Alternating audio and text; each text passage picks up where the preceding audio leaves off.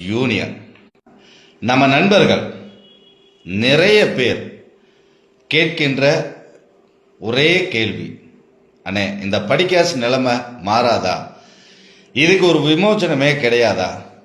20-30 வருஷமா ஒரே படிக்காசு தான் கொடுக்குறாங்க, அன்னைக்கு இருந்து இன்னைக்கு வரைக்கும். டிரைவர்களுக்கு 16 காசு, 15 காசு, 17 காசு, இது தாண்டி படிக்காசு அப்படின்றது எக்ஸ்ட்ரா வரவே மாட்டேங்குது. இதனுடைய நிலைமை மாறாதா? இதற்கு வேற வழியே இல்லையா? இதை மாறுறதுக்கு என்ன பண்ணணும் அப்படின்ற மாதிரியான கேள்விகள் நம்ம நண்பர்கள் நிறைய பேர் நீங்க என்கிட்ட கேட்டு இதை பத்தின ஒரு தெளிவு, ஒரு புரிதல் நம்ம நண்பர்களுக்கு கொடுங்க அப்படின்றத கேட்டிருந்தீங்க. இன்னைக்கு இதை பத்தி நம்ம பேசலாம் அப்படின்றதுக்காக லைவ்ல வந்திருக்கேன் நண்பர்களே. அதை முதல்ல நண்பர்களுக்கு நாம தெரியப்படுத்திக்கிறோம். இன்னைக்கு ஒரே டாபிக் மட்டும்தான், படிக்காசை பத்தின தகவல்களை மட்டும்தான் நாம பேச போறோம். இப்ப லைவ்ல பார்க்குற நண்பர்கள் நீங்க உங்களுக்கு இருக்கிற சந்தேகங்களை நீங்க கமெண்ட்ல கேட்டாதான் அதற்கான விளக்கங்களை என்னால தெரியப்படுத்த முடியும். அதை முதல்ல நண்பர்களுக்கு நான் தெளிவா தெரியப்படுத்திக்கிறேன். ஏன்னா நீங்க தான் முழுக்க முழுக்க கேள்விகள் கேட்கணும். உங்களுடைய குறைகளை நீங்க சொல்லும் போது அதற்கான வழிகளை தான் நாம உங்களுக்கு தெரியப்படுத்த முடியும் அப்படின்றதையும் நம்ம நண்பர்களுக்கு நான் தெரியப்படுத்திக்கிறேன். சரிங்களா? இப்ப படிக்காசு அப்படின்றத பத்தி நம்ம நண்பர்கள் நீங்க கேட்டுட்டு இருக்கீங்க, இதனுடைய நிலைமை மாறுமா மாறாதா அப்படின்னு. மாறும் நண்பர்களே, மாறும் அப்படின்னா அது எப்படி மாறும்? நல்லா யோசிச்சு பாருங்க. அது தானா மாறிடுமா அப்படின்னா கண்டிப்பாக கிடையாது. படிக்காசு பத்தின நிலைமை தானாக மாறுமா அப்படின்னால் மாறாது. முழுக்க முழுக்க அதை நாம தான் மாற வைக்கிறதுக்கான பணிகளை செய்யணும். அது எப்படி மாறும்? நாம கேட்காம இங்க எதுவுமே மாற போறது கிடையாது. இது உங்க எல்லாருக்குமே நல்லா தெரியும். அப்படி இருக்கும்போது நாம தான் கேட்கணும். ஒரு சங்கம் இந்த விஷயத்தை செய்யுங்க அப்படின்னு சொன்ன உடனே யாருமே சரிங்க அப்படின்னு சொல்லி செய்ய மாட்டாங்க. இன்னைக்கு அரசாங்கமாகவே இருந்தாலும் எங்களுக்கு இந்த விஷயத்தை செஞ்சு கொடுங்க அப்படின்னா உடனே அரசாங்கம் அதை செஞ்சு கொடுக்குறாங்களா? கிடையாது.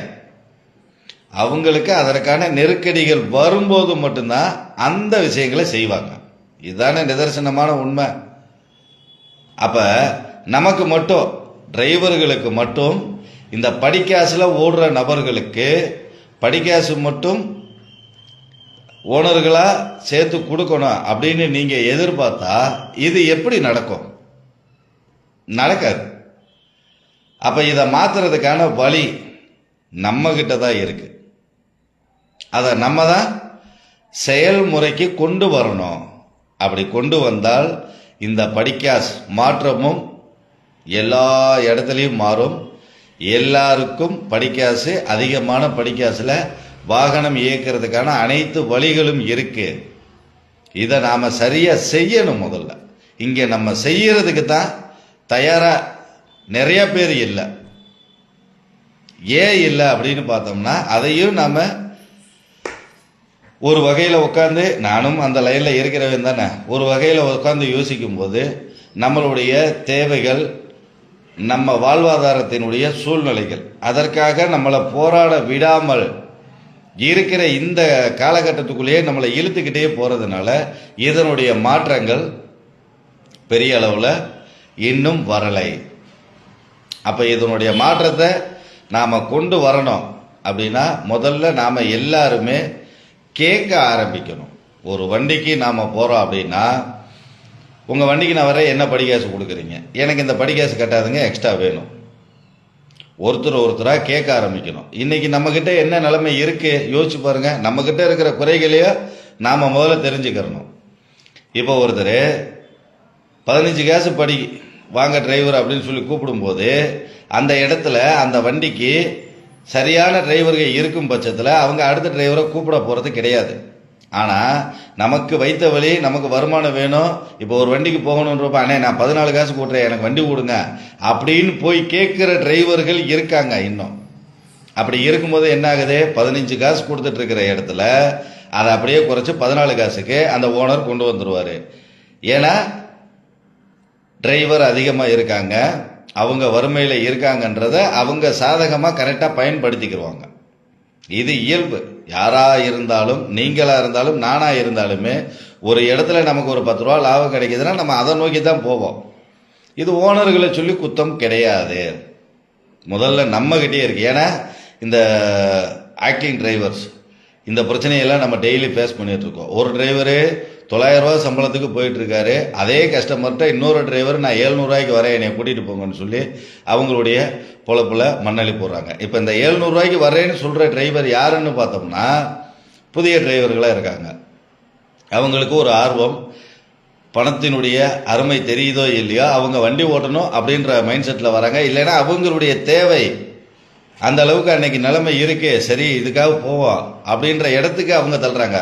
தன்னுடைய சூழ்நிலைகளை மட்டுமே அவங்க யோசிக்கிறாங்களே ஒழிய இதனால் ஒரு இனத்தினுடைய வருவாயினுடைய சாராம்சமே முழுசாக மாறும் அப்படின்றத அவங்க அந்த நேரத்தில் யோசிக்கலாம். அப்போதைக்கு வைத்த வழிக்கு நம்ம மாத்திரை சாப்பிடணும் அப்படின்ற மாதிரியான நிலைமையில இன்னைக்கு காலகட்டம் போயிட்டு இருக்கு.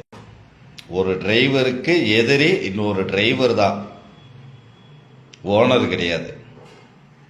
அப்ப இந்த மாற்றத்தை கொண்டு வரணும் அப்படின்னா முதல்ல ஓட்டுநர்கள் நாம ஒரு திடமான தீர்க்கமான முறையில இருக்கணும். 15 காசு படியில் ஓடிட்டு இருக்கோம், இப்போ எக்ஸ்ட்ரா வரணும் நமக்கு, அப்போதான் கட்டுப்படி ஆகும் அப்படின்னா அப்போ நம்ம 17 காசு கேட்குறோம், 20 காசு கேட்குறோம் அப்படின்னா அந்த 20 காசுல நாம் நிற்கணும். அந்த இடத்துக்கு இன்னொரு டிரைவர் போகக்கூடாது. போகாமல் இருக்கும் பட்சத்தில் தான் அவங்களுக்கு வண்டி ஓடணும்னு அப்போ அந்த படிகாசு கொடுக்கறதுக்கு அவங்க முன் வருவாங்க. அப்படி நாம் மாற்றுக்கட்டில் ஆட்கள் போயிட்டு இருந்தோம்னா இந்த படிக்காசு சேர்த்து கேட்டு நிற்கிற டிரைவருங்க நின்றுக்கிட்டே தான் இருப்பாங்க, அவங்க வண்டிக்கு போக முடியாது. அப்போ அவங்களுடைய வருமானமும் அவங்களுடைய குடும்பமும் திண்டாட்டத்துக்கு போயிடும். அப்படி போகும்போது என்ன ஆகும், அந்த ஒரு சில நாட்கள்லேயே அவங்களுடைய மனசு வெறுத்து அவங்க அந்த படிக்காசுக்கு ஓட்ட ஆரம்பிச்சிடுவாங்க. இல்லைன்னா அதை விட கீழே இருக்கிற படிக்காசுக்கு போய் வண்டி மாத்திர நிலைமை உருவாகும். அப்ப இந்த இடத்துல மாற்றத்தை கொண்டு வர வேண்டிய நாமளே அதற்கான சரிவையும் சந்திச்சுட்டு இருக்கோம். இது முதல் படி, ஓட்டுநர்களுக்கான படிக்காசு அடிப்படையில் வண்டி ஓட்டுறவங்களுக்கு அதிகமான படிக்காசு கொடுக்காம இன்னும் அன்னைக்கு கொடுத்த படிக்காசுலையே நிப்பாட்டி வச்சிருக்கிறதுக்கான காரணம் இதுதான். இப்போ புது ட்ரெண்ட் ஒன்று வந்திருக்கு. என்ன அப்படின்னா, புது ட்ரெண்ட் இல்லை, இது பழைய ட்ரெண்ட் இது. ஏன்னா நானும் அந்த அடிப்படையில் தான் வண்டி ஓட்டுன நபர். இப்போ டபுள் டிரைவராக போகிறத விட்டுட்டு சிங்கிள் டிரைவர் அப்படின்ற இடத்துக்கு வந்தாச்சு. அதில் ஒரு சில ஓனர்கள் என்ன பண்ணுறாங்க, ஒரு சில ஓனர்கள் கரெக்டாக 2 டிரைவர் போகும்போது என்ன படி கொடுத்தாங்களோ அதையே கொடுத்துட்றாங்க. ஒரு சில ஓனர்கள் 1 காசு 2 காசு அதில் கட் பண்ணிடுறாங்க. இப்போ சிங்கிள் டிரைவரு அப்படின்ற கான்செப்டுக்கு போயாச்சு. சிங்கிள் டிரைவராக போகும்போது வரக்கூடிய பிரச்சனைகள் என்னென்ன, ஏதாவது ஒரு நல்லது கிட்டதுன்னா அதை சமாளிக்கிறதுக்கான திறமைகள் அப்படின்ற எல்லாத்தையுமே நாம் இழந்துருவோம். அது நம்மளுக்கு நிறைய பேருக்கு தெரியாது. இதில் நானும் பாதிக்கப்பட்ட நபர் தான். டபுள் டிரைவருக்கு கூட போய் செட் ஆகாமல் சரி நம்ம சிங்கிள் டிரைவராக போவோம் அப்படின்னு சொல்லி போகும்போது நல்லா இருந்துச்சு, வருவாயும் நல்லா இருந்துச்சு, நான் இல்லைன்னா சொல்லலை. ஆனால் ஒரு வண்டி பஞ்சரானப்ப 9 போல்ட்டு கழட்டினேன், என்னால் ஒரு போல்ட்டை கழட்ட முடியல. 2 வீல் ஸ்பானர் 2 லிவரை உடச்சிருக்கேன் ஒரே ஒரு போல்ட்டை கழட்டுறதுக்கு. நைட்டு 2 மணிக்கு பஞ்சரான வண்டியை. ஏன்னா அந்த இடத்துல உதவிக்கு நம்ம கூட இன்னொரு டிரைவர் இல்லை. இந்த மாதிரி சிங்கிள் டிரைவராக போகும்போது ஏகப்பட்ட பிரச்சனைகள் இருக்கு. நானும் அந்த பிரச்சனைகளை எல்லாம் ஃபேஸ் பண்ணி வந்த நபர் தான். அதுக்கப்புறம் தான் டபுள் டிரைவராக நானும் போக ஆரம்பித்தேன். வேண்டாம், டபுள் டிரைவராகவே போவோம், 10 ரூபா வருதா, ஆளுக்கு 5 ரூபா எடுத்துகிட்டு போகும்ன்ற மைண்ட் செட்டுக்கு வந்தோம். இப்போ டபுள் டிரைவராக போகும்போதும் நமக்கு எவ்வளோ படி கொடுக்குறாங்கன்னு நினைக்கிறீங்க? இப்போ 15 காசு படி கொடுக்குறாங்க அப்படின்னா, இப்போ அதர் ஸ்டேட்டில் பார்த்தோம் அப்படின்னா 3 காசு 4 காசுன்னு கமிஷன் எடுத்துடுறாங்க. இது சென்னைக்குள்ளெல்லாம் 7 காசு 8 காசு கமிஷன். நானே ஒரு ஆஃபீஸில் எடுத்தேன், 8 காசு கமிஷன். இந்த மாதிரி கமிஷன் எடுத்துட்டாங்க அப்படின்னா அதில் என்ன மிச்சம் நிற்க? வெறும் 10 காசு. டபுள் டிரைவர் போகிறாங்க, 10 காசுனா ஆளுக்கு 5 காசு. அதில் என்ன நின்றும்னு நினைக்கிறீங்க? அப்போ நம்ம என்ன சம்பளத்துக்கு வண்டி ஓட்டுறோம்? நம்ம நினச்சிட்டு இருக்கோம் 15 காசு படி அப்படின்னு. 15 காசில் வெறும் 5 காசுக்குத்தே ஓட்டுறோம். அதுவே இன்னும் நமக்கு முழுசாக புரியல. இது எனக்கு புரியறதுக்கே கொள்ள நாள் ஆயிடுச்சு. இந்த மாதிரியான நிலைமைகள் இருக்கும்போது நாம் சிந்திச்சு நம்மளா அதற்கான கட்டமைப்பை கொண்டு வரணும். ஒவ்வொரு ஓட்டுநர்களுக்குள்ளேயும் ஒரு ஒற்றுமை வரணும். ஒரு கம்பெனிக்கு இந்த படிக்காசில் இந்த டிரைவருக்கு போகலை அப்படின்னா அடுத்து அந்த கம்பெனி அந்த படிக்காசை எக்ஸ்டெண்ட் பண்ணி கூப்பிட்ற வரைக்கும் போகாமல் இருக்கும்போது அவங்க அந்த யோசிக்கிற இடத்துக்கு வருவாங்க. நம்ம அவங்கள யோசிக்கிற இடத்துக்கு கொண்டே வர்றதில்ல. அடுத்தடுத்து நம்மளுடைய வயிற்று வலிக்கு போய் போய் விழுந்துக்கிட்டே இருந்தோம் அப்படின்னா நம்ம படிக்காசை எத்தனை வருஷம் ஆனாலும் எக்ஸ்டெண்ட் பண்ணி கொண்டு வரவே முடியாது நண்பர்களே. நீங்கள் நிறைய பேர் சொல்கிறீங்க, அண்ணே நீங்கள் சங்கம் வச்சு நடத்துகிறீங்க, நீங்கள் சொல்லாமல அப்படின்னு. நண்பர்களே, நாம் சொல்லிட்டு தான் இருக்கோம். நம்மக்கிட்ட இப்போ வரைக்கும் நிறைய ஓனருங்க பேசியிருக்காங்க. அவங்கக்கிட்டையெல்லாம் நம்ம பேசின வரைக்கும், அண்ணே போகிற டிரைவருக்கு கரெக்டாக போய் கரெக்டாக டைமிங்க்கு ட்ரிப் எடுத்து வந்தாங்க அப்படின்னா 1 காசு 2 காசு படிக்காசு சேர்த்து கொடுக்குறதுல எங்களுக்கு எந்த பிரச்சனையும் இல்லை அப்படின்னு என்கிட்ட நிறைய ஓனர் ஓப்பன் ஸ்டேட்மெண்ட்டே கொடுத்துருக்காங்க. அதே மாதிரி அவங்க ஒரு 3 மாதம் கரெக்டாக ஓடட்டும், நல்ல டிரைவருன்னு தெரியும் போது அவங்களுக்கு இன்சூரன்ஸு நான் போட்டு கொடுத்துட்றேன் அப்படின்னு நிறையா ஓனர் என்கிட்ட சொல்லியிருக்காங்க. இந்த பிஎஃப் இஎஸ்ஐ இது போடுறதுக்கான கட்டமைப்பை உருவாக்கி கொடுங்க அப்படின்னு சொல்லி கேட்டேன். அதுக்கு எந்த மாதிரி பண்ணலாம், நீங்களே ஒரு ஐடியா சொல்லுங்கள், நாங்கள் அதையும் ஃபாலோ பண்ணுறோம். டிரைவருக்கு எங்களுக்கு பர்ஃபெக்டாக இருக்கிற மாதிரியான டிரைவருங்க வந்தால் போதும் அப்படின்ற மனநிலையில் இன்றைக்கி நிறைய ஓனர் இருக்காங்க. ஓனர்னால் எல்லாரும் கெட்ட ஓனருங்க கிடையாது, டிரைவர்னால் எல்லாருமே கெட்ட டிரைவருங்க கிடையாது, ஓனரில் எல்லாரும் நல்ல ஓனரும் கிடையாது, டிரைவரில் எல்லா டிரைவரும் நல்லவங்களும் கிடையாது. எல்லா துறையிலையுமே எல்லா இனத்திலையுமே பாதி அப்படி இருப்பாங்க, பாதி இப்படி இருப்பாங்க. அந்த பாதியில் இருக்கிறவங்கள வச்சுதான் இன்னைக்கு இந்த காலம்ன்ற ஒன்றே சுழண்டுட்டு இருக்கு. அப்படி இருக்கும்போது இருக்கிறவங்கள வச்சு தான் அதுக்கான வழிமுறைகளை நம்ம கொண்டு வர முடியும் நண்பர்களே. அப்போ ஒரு சில இடங்களில் நாம் சரியாக இருக்க வேண்டிய சூழ்நிலைகள் இருக்குது. அதை நாம் கடைப்பிடிச்சோம் அப்படின்னா நமக்கு ஆப்போசிட்டில் இருக்கிற ஓனர் அணியில் இருக்கிறவங்க அதில் பாதி பேர் நம்ம சரியாக இருக்கும்போது அவங்க மாறுறதுக்கு தயாராக இருக்காங்க, பாதி பேர் தயாராக இல்லை. ஏன்னா அவங்க மாறுறதுக்கு காலம் எடுக்கும். இப்போ நம்ம டிரைவர் அணியிலேயே பாதி பேர் இன்ன வரைக்கும் குடும்பம் குட்டி 10 ரூபா சம்பாதிக்கணுன்ற எண்ணத்தில் வண்டிக்கு போகிறவங்க இருக்கும். கொஞ்சம் பேர் சும்மா அந்த 10 ரூபா வந்தோடனே தாம் தூம்னு நானா நீயா அப்படின்ற டிரைவர்களும் இருக்கத்தையும் செய்கிறோம். இந்த மாதிரியான நபர்கள் மாற்றம் அப்படின்றது வரும்போது இவங்களை வச்சு தான் அது பூரா உடையிறது. அது உடையாமல் இருக்கணும்னா முதல்ல சரி பண்ணணும். நான் ஏற்கனவே ஒரு பதிவு போட்டிருந்தேன், 20 காசு படி கேளுங்க அப்படின்னு. 20 காசு படி எப்படி கொடுக்க முடியும்? நிறைய ஓனர் என்கிட்ட சண்டைக்கு வந்தாங்க ஃபோன் போட்டு. அதற்கான வழிகளையும் நான் சொல்லி கொடுத்தேன். தாராளமாக கொடுக்கலாம். 20 காசு படி ஒரு டிரைவருக்கு 10 காசுன்னு 2 டிரைவருக்கு நீங்கள் 20 காசு படி கொடுக்கலாம். கமிஷன் உங்கள் காசில் நீங்கள் கொடுங்க. அந்த இது மீதி எப்படி வரும்? வண்டி இப்போ நிற்கிற மீதியை விட இன்னும் மீதி அதிகமாக இந்தந்த வழிகளை நீங்கள் செஞ்சாலே போதும் அப்படின்னு என்கிட்ட பேசின ஓனர்களுக்கு பூரா நான் விளக்கமே கொடுத்துருக்கேன். முடியும். நம்மளுடைய பணம் நம்ம கண்ணுக்கு தெரிஞ்சு கண்ணுக்கு முன்னாடி வீணாக போயிட்டுருக்கு. அதுகளை நம்ம தடுத்தாலே போதும். அது ஓனர்களுக்குன்றது தெரியும், டிரைவருக்கும் தெரிஞ்சு தான் நம்ம கொடுத்துட்டு வரோம். வேறு வழி இல்லை, வேறு வழி இல்லாமல் தான் கொடுத்துட்டு வந்துட்டுருக்கோம். இதையும் மாற்றி அமைக்க முடியும். அதுக்கான கட்டமைப்புகளும் இருக்குது. ஓனர்களும் நினைச்சாங்க அப்படின்னா தாராளமாக ஒரு டிரைவருக்கு 10 காசுன்னு 2 டிரைவருக்கு 20 காசு கொடுத்து வண்டியில் டிரைவரை ஓட வைக்க முடியும். அதற்கான வழிமுறைகள் இருக்கு. தாராளமாக மீதின்றது இப்போ நிற்கிறத விட இன்னும் எக்ஸ்ட்ராவே நிற்கும். அதை பூரா நானே லைவ் வீடியோவில் சொல்லிட்டேன் அப்படின்னா அப்புறம் அவங்களுக்கு நமக்கு விஷயம் இல்லாமல் போயிடும். அதை அவங்களே செய்ய முடியும். ஏன்னா இது அவங்களுக்கும் தெரியும், ஓனர்களுக்கும் தெரியும். இந்த இடத்துலதான் நம்மளுடைய பணம் வீண் விரயமாக ஆயிட்டுருக்கு. இதை நிப்பாட்டினாலே நமக்கு இவ்வளவு மீதி ஆகும்ன்றது ஓனர்களுக்கும் தெரியும். இருந்தாலும் அவங்க வண்டி நகலணுன்றதுக்காக அந்த அடுத்த ஸ்டெப்புக்கு போகலை, அந்த ஸ்டெப்புக்குள்ளேயே நிற்கிறாங்க. இப்போ இந்த இடத்துல சொல்லுங்க, ஒரு சங்கம் நினச்சி படிக்காசு சேர்த்து கொடுங்க அப்படின்னு சொன்னால் எந்த ஓனராவது கொடுப்பாங்களா? கொடுக்க மாட்டாங்க. நம்ம அனுப்பிச்சு விடுற டிரைவர்களுக்கு நம்ம அனுப்பிச்சு விடுற ஓனர்கிட்ட கொஞ்சம் கொஞ்சமாக பேசி உங்களுடைய நன்னடத்தை நீங்கள் போயிட்டு வர்றதை வச்சு ஒரு காசு படி சேர்த்து வாங்கலாம், ஒரு இன்சூரன்ஸை போட்டு கொடுங்கன்னு கேட்கலாம். இந்த மாதிரி கட்டமைப்புகளை சிறுக சிறுக கொண்டு வரலாம். அந்த வேலையை தான் இப்போ நம்ம பார்த்துட்ருக்கோம். நம்மக்கிட்ட நிறைய ஓனருங்க கூப்பிட்டு எப்போ சங்கத்தில் இருந்து டிரைவர் அனுப்புங்க, குடிக்காத ஆள் அனுப்புங்க, ஒன்றும் பிரச்சனை இல்லை, நல்லபடியாக வண்டி ட்ரிப்பு போயிட்டு வந்துச்சுன்னா நாங்களே தாராளமாக ஒரு காசு சேர்த்து தரோம், 2 காசு சேர்த்து தரோம்னு நிறையா ஓனருங்க என்கிட்ட பேசியிருக்காங்க. அதனால தான் இப்போ நம்மளும் டிரைவர் அனுப்பிச்சுட்ருக்கோம். அதே ஓனருங்க இன்சூரன்ஸும் நாங்கள் போட்டு தர்றோம். அவங்களுக்கு ஒரு வருஷத்துக்கு எவ்வளோ வந்துட போகுது, நாங்கள் தாராளமாக போட்டு தரோம். அவங்க முதல்ல நிரந்தரமாக ஒரு இடத்துல ஓடணுமே அப்படின்ற கேள்வி தான் அவங்க வைக்கிறாங்க.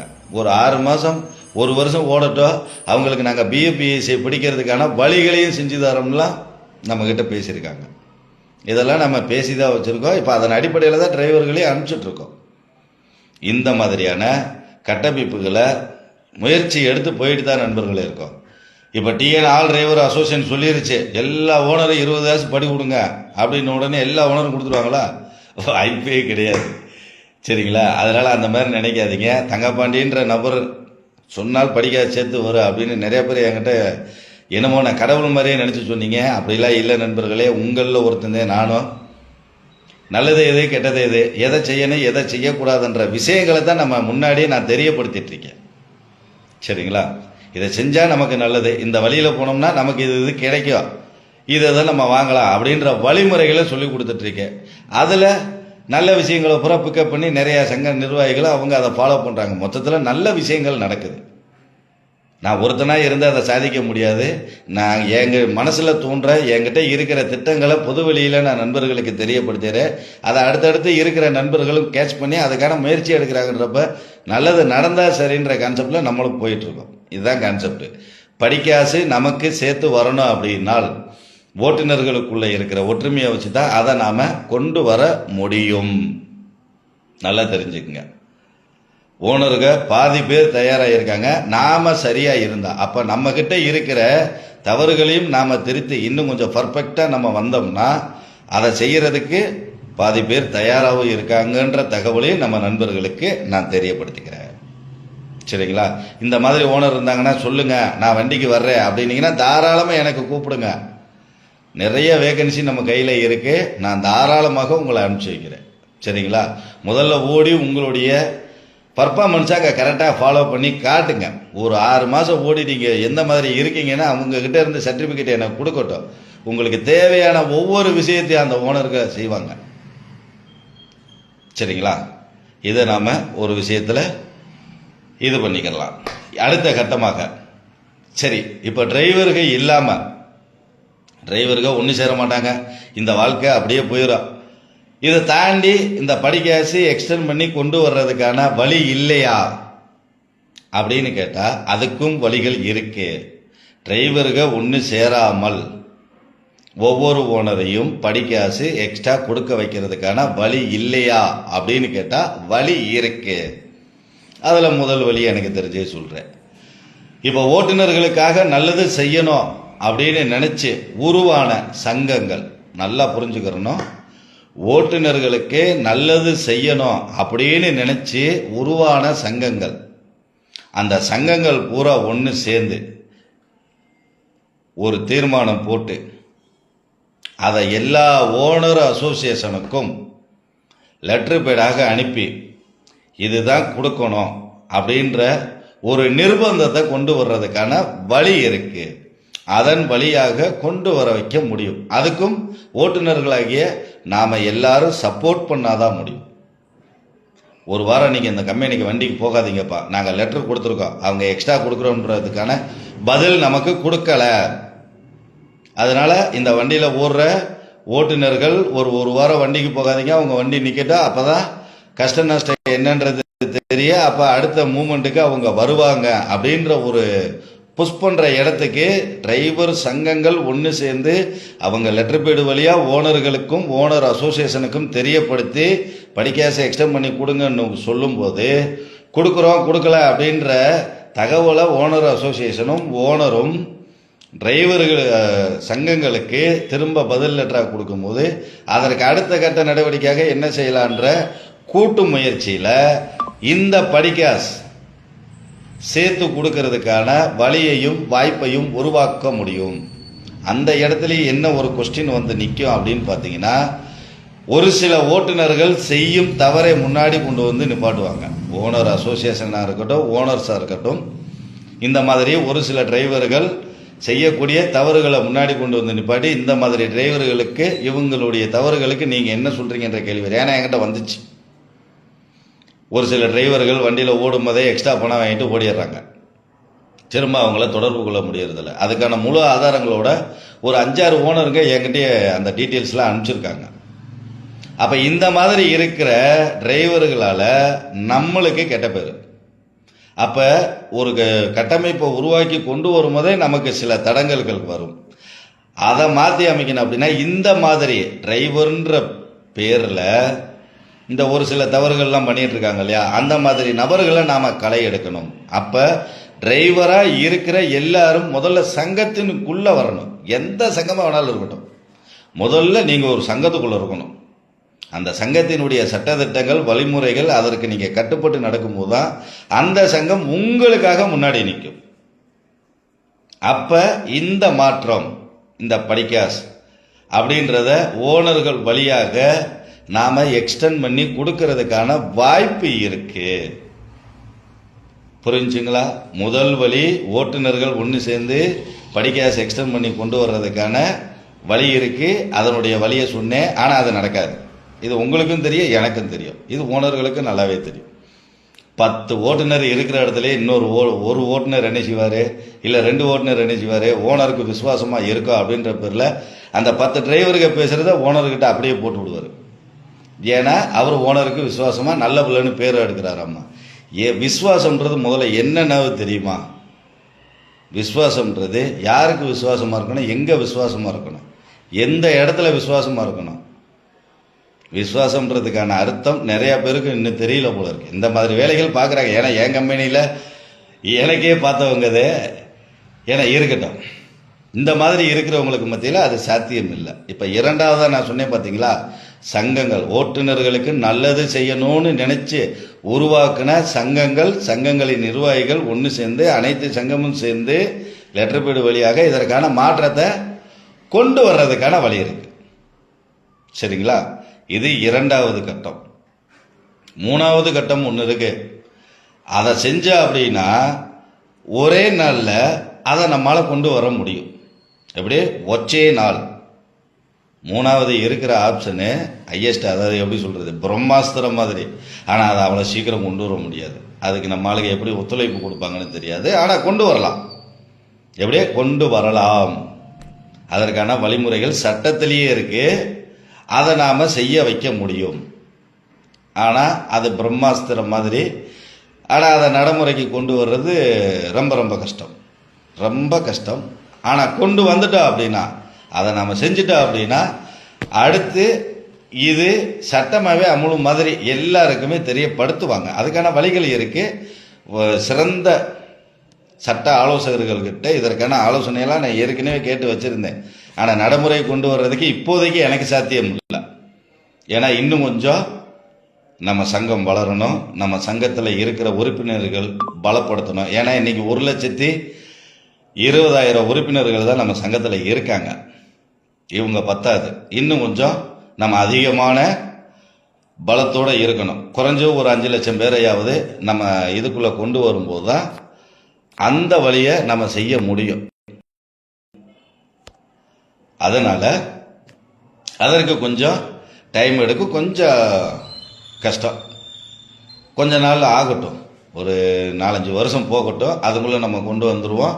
கொண்டு வந்ததுக்கப்புறம் அந்த நான் சொன்ன விஷயத்தை கண்டிப்பாக நடைமுறைப்படுத்தி அதன் வழியாக படிக்காசு எல்லாருக்கும் வர்ற மாதிரியான சூழ்நிலைகளை உருவாக்குவோம். அதுக்கு முன்னாடி படிக்காசு உயரணும் அப்படின்னா ஒன்று நம்மளுடைய முயற்சியாக இருக்கணும், இல்லை நம்மளை பாதுகாக்கிறதுக்கு நமக்காக முன்னாடி நின்று சண்டை போடுறதுக்கு உருவான சங்கங்கள் வழியாக சங்கங்கள் ஒன்று சேர்ந்தால் மட்டும்தான் இது சாத்தியம். இப்போ இது இரண்டுமே நடக்காது அப்படின்றது உங்களுக்கும் தெரியும், எனக்கும் தெரியும். ஏன்னா டிஎன் ஆல் டிரைவர் அசோசியேஷனில் இருந்து பிரிஞ்சு போய் இன்னைக்கு 30 சங்கங்களுக்கு மேலே இருக்குது. என்ன காரணத்துக்கு பிரிஞ்சு போயிருக்காங்கன்னு நினைக்கிறீங்க? பூரா ஈகோ. நீயா நானா, உன் பேரை மட்டும் எல்லா இடத்துலையும் சொல்கிறாங்க, என் பேரை சொல்லலை. பதவி ஆசை. உனக்கு அந்த பொறுப்பு கொடுத்துருக்காங்க, எனக்கு இந்த பொறுப்பு கொடுக்கல. இப்படி ஈகோனாலேயே பிரிஞ்சு போய் 30 சங்கம் உருவாக்கியிருக்கு. இப்போ ரீசெண்டாக ஒரு 6 மாதத்துக்குள்ள ஒரு 3 டீம் நம்மக்கிட்ட இருந்து பிரிஞ்சு போய் 3 சங்கம் உருவாக்கியிருக்காங்க. பூரா ஈகோ தான். அப்படி இருக்கும்போது இவங்களாம் ஒன்று சேர்ந்து எப்படி வருவாங்க? யோசிச்சு பாருங்க. அதற்கான வாய்ப்புகள் கம்மி. இப்போ பின்ன தெரியாத சங்கங்கள் இருக்கு அப்படின்னா அவங்கக்கிட்ட நாம பேசும்போது அவங்களுக்கு இருக்கிற கொள்கைப்பாடுகள் வேற இருக்கு. சரி, இது ரெண்டையும் அனுசரித்து ஒரு கோட்டில் வருவோம் அப்படின்னா அந்த இடத்துல என்ன வருது? ஓ சங்கம் முன்னாடி நின்று பண்ணுறதா, ஏன் சங்கம் முன்னாடி நின்று பண்ணுறதா? இன்ன வரைக்கும் தமிழ்நாட்டுக்குள்ள 1000 சங்கங்களுக்கு மேலே இருக்கும். இதே இது மற்ற மாநிலங்களை எடுத்து பாருங்க. ஆந்திராவுக்குள்ள ஓனர் அசோசியேஷனும் ஒன்றாத்தே இருக்குது, டிரைவர் அசோசியேஷனும் ஒன்றாத்தே இருக்குது. இப்போ மற்ற மாநிலங்கள்லாம் பார்த்தோம்னா ரொம்ப குறுகிய, அதிகபட்சம் போனோம்னா ஒரு 50 சங்கங்களுக்குள்ளே தான் இருப்பாங்க. ஆனால் தமிழ்நாட்டில் மட்டும்தான் தடி எடுத்த நபர் பூரா தண்டல்காரர் அப்படின்ற மாதிரி. காசு வச்சிருக்கியா, 50,000 ரூபா வச்சிருக்கியா, நேராக போ, 10 பேர் ஒரு சங்கத்தை பதிவு பண்ணியாச்சு, நான் ஒரு சங்கம் அப்படின்ற நிலைமைக்கு போயிருச்சு. இன்னைக்கு அது ஒரு ஃபேஷனாகவே ஆகிப்போச்சு. இப்படி இருக்கிற நபர்கள்ட்ட இவங்களை கூப்பிட்டு நாம் பேசி ஒரு கட்டுப்பாட்டுக்குள்ளே வந்து இந்த விஷயங்களை செய்ய வைக்கணும் அப்படின்னும் போது அது சாத்தியமற்ற ஒரு செயல். அதனால் முடிஞ்ச அளவுக்கு நம்ம சங்கத்துக்குள்ளே எவ்வளோ உறுப்பினர்களை சேர்க்க முடியுமோ சேர்த்து நாம் அதற்கான பணிகளை நம்ம இருக்கிற காலகட்டத்துக்குள்ளே. ஏன்னா இன்றைக்கி எனக்கு 43 வயசு ஆகிப்போச்சு. நான் இன்னும் ஒரு 5 வருஷமோ 10 வருஷமோ இருக்கிறது நமக்கே தெரியாது. ஏன் நாளைக்கு இருப்போமான்றது தெரியாது. இருக்கிற காலகட்டத்துக்குள்ளே ஏதாவது ஒரு கட்டமைப்பை உருவாக்கி இந்தந்த செயல்பாடுகளில் போகும்போது இந்தந்த விஷயங்கள் நடக்கும் அப்படின்னு சொல்லி நம்ம ஒரு கட்டமைப்பை உருவாக்கி வச்சு கொடுத்துட்டு போயிட்டோம் அப்படின்னா இந்த சங்கத்தில் இருக்கிற மற்ற நிர்வாகிகள் பின்னாடி வர்றவங்களாக தான் அதை ஃபாலோ பண்ணி அந்த செயல்பாடுகளை செஞ்சிருவாங்க அப்படின்றதுக்கான வழியை வகுத்து கொடுக்கறதுக்கான முயற்சியாவது எடுப்போம்னு சொல்லி போயிட்டுருக்கோம் நண்பர்கள். நான் இருக்கிற காலகட்டத்துக்குள்ளே முடிஞ்ச அளவுக்கு செஞ்சு கொடுத்துடணும் அப்படின்றது என்னுடைய நோக்கம். இல்லாத பட்சத்துக்கு பின்னாடி வரக்கூடிய தலைமுறைகள் அதை செய்யணும்னா அதற்கான வழிவகைகளையும் கட்டமைப்புகளையும் உருவாக்கி கொடுத்துட்ருக்கோம். ஒரே நாளில் சொடக்கு போடுற நேரத்தில் எதையும் மாற்ற முடியாது, யாராலையும் மாற்ற முடியாது, கடவுளால் மட்டும்தான் முடியும். இங்கே யாருமே கடவுள் கிடையாது. முதல்ல மனுஷனாக வாழ்கிறதுக்கே நாம் முயற்சி பண்ணணும். அந்த முயற்சியை நாம் இன்னும் எடுக்கலை. ஒருவன்தான் மனிதன். மனசும் செயல்பாடுகளும் மனிதத்தன்மையோடு கிடையாது. மனிதனாக இருந்தவங்க பூரா மகான் ஆயிட்டாங்க, சித்தர்கள், யோகிகள்னு நம்ம சொல்ல ஆரம்பிச்சிட்டோம். ஏன்னா அவங்கதே மனிதர்களாக வாழ்ந்தவங்க. இப்போ மனித உருவத்தில் இருக்கிற நாம் மனிதர்களாக இன்னும் வாழ ஆரம்பிக்கல. மனிதர்களாக வாழ்கிறதுக்கான முயற்சி எடுத்து அதற்கான செயல்பாட்டில் போயிட்டுருக்கோம். முடிஞ்ச அளவுக்கு நம்மளுடைய சங்கம் அதற்கான கட்டமைப்புகளை முழுக்க உருவாக்கி அதற்கான முயற்சிகளையும் நம்ம எடுத்து போய்கிட்டே தான் நண்பர்களே இருக்கோம். ஒரு சில நண்பர்கள் கூட கேட்டிருந்தாங்க, என்னன்னே முதல்லலாம் நிறையா போராட்டங்கள் அந்த மாதிரி இந்த மாதிரி நீங்கள் போடுவீங்க, இப்போல்லாம் எதுவுமே போடுறதில்ல அப்படின்னு. நண்பரே, போராட்டம் அப்படின்றது எந்த இடத்துல நடத்தணும், எதை சார்ந்து நடத்தணும் அப்படின்றது ஒரு விஷயம் இருக்குது. இப்போ போராடவே தேவையில்லை. சம்பந்தப்பட்ட நபருக்கு ஒரு தகவலை எப்படி கொண்டு போய் சேர்க்கணும் அப்படின்றதுக்கான வழிமுறைகள் என்னன்னு தெரிஞ்சுக்கலாம். அந்த விஷயம் அந்த நபருக்கு நடந்துட்டா போகிறோம் அப்படின்ற கான்செப்ட்ல இருக்கிற போராட்டம்ன்ற ஒன்றை கொண்டு வராமல் எங்கேனாலும் அந்த விஷயத்தை செஞ்சு முடிக்கிற மாதிரியான வழிகளை மட்டும் அமைச்சு கொடுத்து அந்த பிரச்சனைகளுக்கு நாம் தீர்வு கண்டுட்டு இருக்கோம். அதனால இப்போ போராட்டங்கள்ன்றது நாம் எதுவும் அறிவிக்க வேண்டிய அவசியம் இல்லை நண்பரே. ஒரு பிரச்சனையா, இந்த பிரச்சனைக்கு தீர்வு எங்கே, இதனுடைய கரு எங்கே, இந்த கரு எங்கே போனால் சரியாகும், அப்போ நேராக சம்மந்தப்பட்ட நபரை பார்த்து அதுக்கான தீர்வை நம்ம கொண்டு வந்துடுறோம் நண்பர்களே. அதனால் இப்போதைக்கு நம்ம எங்கேயுமே போராட்டமோ ஆர்ப்பாட்டமோ, ஏன்னா கொரோனா காலகட்டத்தில் உச்சகட்ட கொரோனா, ஒரு நபர் கூட வெளியில் வரக்கூடாதுன்னு சொன்ன டயத்திலேயே மதுரையில் 250 பேரை மாட்டுத்தாவணி பஸ் ஸ்டாண்டுக்குள்ளே கொண்டு வந்து நிற்க வச்சு 2 போலீஸ் பஸ்ஸு, பதுஸ்கா புகை அடிக்கிற வண்டி, துப்பாக்கியோட அவ்வளோ பெரிய எஸ்பி படையோடு வந்து நிப்பாட்டின அந்த வீடியோக்கெல்லாம் நீங்கள் பார்த்துருப்பீங்கன்னு நினைக்கிறேன். அவ்வளோ பெரிய கொரோனா காலகட்டத்திலே நம்ம அவ்வளோ பெரிய போராட்டத்தை நடத்தினவங்க. 250 பேரை வச்சு கொரோனா காலகட்டத்தில் போராட்டம் நடத்தின நபர்கள் யாரும் கிடையாது. நம்ம சங்கம் நடத்துச்சு, நாம் முன்னாடி நின்றுருந்தோம். போராட்டம்ன்றது போராடிச்சு போச்சு நண்பர்களே. எந்த விஷயத்துக்கு எங்கே தீர்வு கிடைக்கும்ன்றத நம்ம சட்ட வல்லுநர்கள் இன்னைக்கு தெளிவாக கையில் வச்சுருக்கோம். நம்ம சங்கத்துக்குன்னு 600 பேர் கொண்ட வக்கீல் டீம் கையில் இருக்காங்க. அவங்க உலகம் பூரா வர்ற பிரச்சனையை பார்க்குறவங்க. எப்படி இந்திய நாட்டினுடைய பிரச்சனையை மட்டும் கிடையாது, உலகத்தில் எந்த கண்ட்ரியில் பிரச்சனையாக இருந்தாலும் பார்க்கக்கூடிய டீம் அவங்க. வக்கீல் டீம் 600 பேர் கொண்ட டீம் நம்ம கையில் இருக்காங்க. சட்டம் சார்ந்த பிரச்சனைகளை அவங்க சொல்லிடுவாங்க. இது போக ரிட்டையர்டு ஜட்ஜு, ஒரு வகையில் எனக்கு அவர் சொந்தக்காரங்க கூட நம்ம ஊர் தான், அவங்க நம்மளை வழி நடத்துகிறாங்க. காவல்துறையில் இருக்கிறவங்க ரிட்டையர்டு, ஆர்டிஓ ஆஃபீஸில் இருக்கிறவங்க ரிட்டையர்டு, இந்த மாதிரி ரிட்டையர்டு ஆனவங்க நிறையா பேர் இன்றைக்கி நம்ம சங்கத்துக்கு சப்போர்ட் பண்ணுறாங்க, நம்மளை வழிமுறைப்படுத்துகிறாங்க. எந்த விஷயத்துக்கு எப்படி செய்யணும், எதை செய்யணும், யாரை பார்க்கணும், அதை எப்படி மூவ் பண்ணணும் அப்படின்ற விஷயங்களை நமக்கு வழிமுறைப்படுத்துறதுனால பிரச்சனையே இல்லை நண்பர்களே. அதனால் நம்ம எல்லா இடத்துலையும் போராட்டம் அப்படின்ற அறிவிக்க வேண்டிய விஷயம்ல நமக்கு தேவையான விஷயங்களை நம்ம செஞ்சு முடிச்சுடுவோம். நம்ம சங்கத்தில் இருக்கிற ஒரு பிரச்சனை அப்படின்னா, ஒரு உறுப்பினருக்கு ஒரு பிரச்சனை அப்படின்னா அந்த பிரச்சனையை எப்படி முடிச்சு அவருக்கான தீர்வு கொண்டு வர்றதுன்ற அத்தனை வழிகளும் நம்மக்கிட்ட இருக்கு. அதனால கவலைப்பட வேண்டாம். இது இப்போதைக்கு நம்ம நண்பர்களுக்கு தெரியப்படுத்துகிற விஷயம். இன்னைக்கு நாம் எடுத்த டாபிக்கு படிக்காசு.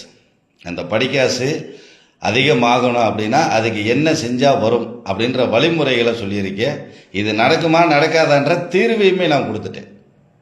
சரிங்களா? 2 வழிகள் இருக்குது, 3வது ஒரு வழி இருக்குது. நான் அதை இப்போ சொல்ல விரும்பலை. ஏன்னா இதையும் நான் சொல்லிட்டேன்னு வைங்க, ஏற்கனவே என்கிட்ட இருக்கிற திட்டங்கள் எல்லாத்தையுமே வாங்கி ஒவ்வொருத்தரும் அவங்களா கொண்டு வந்த மாதிரி இப்போ ஆரம்பித்து போயிட்டுருக்காங்க. அதனால் இந்த ஒரு திட்டமாவது என் பேர் சொல்கிறதுக்கு, என்னுடைய சங்கத்து பேர் சொல்கிறதுக்கு இந்த ஒரு திட்டத்தையாவது நான் பாதுகாப்பாக வச்சுருந்து அதை நடைமுறைப்படுத்தி காட்டினதுக்கப்புறம், இதனால் மாற்றம் வந்ததுக்கப்புறம் அப்போயாவது நம்ம சங்கத்து என் பேரும் கொஞ்சம் நிலச்சி நிற்கட்டுமே அப்படின்றதுக்கு இந்த ஒரு திட்டத்தை மட்டும் அப்படியே பற்றி வச்சுருக்கேன். எப்பயுமே அதை நான் வெளியே விட போகிறதில்ல. ஆனால் செஞ்சு காட்டுவோம். என்ன காலதாமதம் ஆகும். ஒரு 5 லட்சம் உறுப்பினர் நம்ம சங்கத்துக்குள்ளே வந்ததுக்கப்புறம் தான் நாம் இதை நடைமுறைக்கு படுத்துறதுக்கான வழிகளை பார்ப்போம். அது வரைக்கும் இதை நடைமுறைக்கு நம்ம படுத்துறதுக்கான முயற்சி எடுக்கலை அப்படின்றதே நம்ம நண்பர்களுக்கு தெரியப்படுத்துகிறேன். நண்பர்களை இப்போ வரைக்கும் எத்தனை பேர் லைவில் பார்க்குறீங்கன்னு கூட எனக்கு தெரியல. ஏன்னா ஃபேஸ்புக்கில் நம்ம அவ்வளோ தூரம் நோண்டக்கூடிய நபர்கள் கிடையாது நண்பரே. இருந்தாலும் இங்கே ஒரு நபரும் எத்தனை பேர் பார்க்குறாங்க அந்த இது ஒன்று கூட ஓட மாட்டேங்குது. யார் பார்க்குறீங்க யார் பார்க்கலன்னு தெரியலை. இருந்தாலும் நம்ம என் ஃப்ரெண்டு சங்கர், ஒய்டி சங்கர், அவர் பார்க்குறாரு. நம்ம நாமக்கல் மாவட்ட தலைவர் சசிகுமாரனை பார்க்குறாங்க. அதுக்கப்புறம் நம்ம நாராயணன் நண்பர் பார்க்குறாரு. அதுக்கப்புறம் பிரபாகரன் அந்த நண்பர் பார்க்குறாங்க.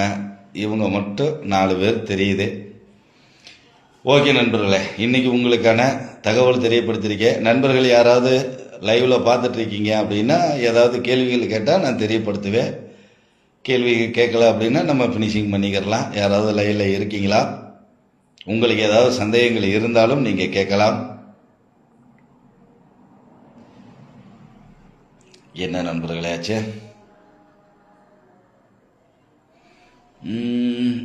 இதை எது ஷேர் கீர் பண்ணி விட்டால் எல்லா பக்கம் போகுமா? எப்படி போகும் தெரியல. இன்வெர்ட் ஃப்ரண்ட் டு வாட்ச் அப்படி தான் கேட்குது. இந்த குரூப்புகளில் எல்லாம் ஷேர் பண்ணுற மாதிரி ஒன்றும் கிடையாதா? நம்ம நண்பர்களை எதாவது கேட்டால் தானே பேசுகிறேன். நானே உட்காந்துக்கிட்டு எவ்வளோ நேரம் தான் பேசுகிறது. ஏன் ஃப்ரெண்ட்ஸ் ஸ்லோ கனெக்ஷன்.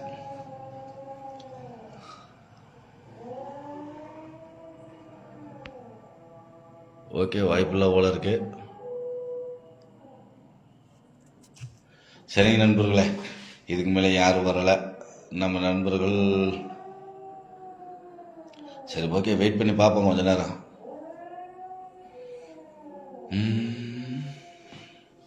நம்மளும் முழுசாக லைவ் போட்டு கற்றுக்கலான்னு தான் பார்க்குறோம். அதுக்கான வழிமுறைகளே நமக்கு முழுசாக தெரிய மாட்டேங்குது.